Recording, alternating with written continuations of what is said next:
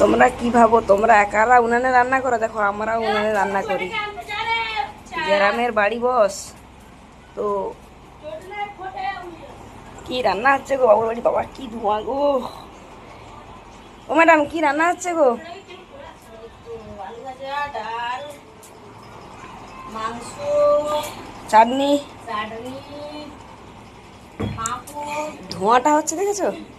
তোমরা একারা একারা উনানে রান্না করো না, আমরাও রান্না করি, ঠিক আছে? যাই হোক, ভালো থেকো। প্রচন্ড ধোঁয়া হচ্ছে গো। এইটা হচ্ছে গ্রামের রান্না, ঠিক আছে? এতটা ব্যস্ত আর বলো না, প্রচন্ড প্রচন্ড প্রচন্ড ব্যস্ত।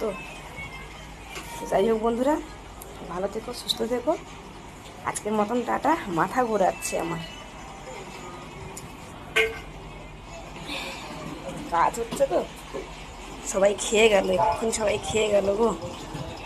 সবাই খেয়ে গেল, বাবা খাচ্ছে।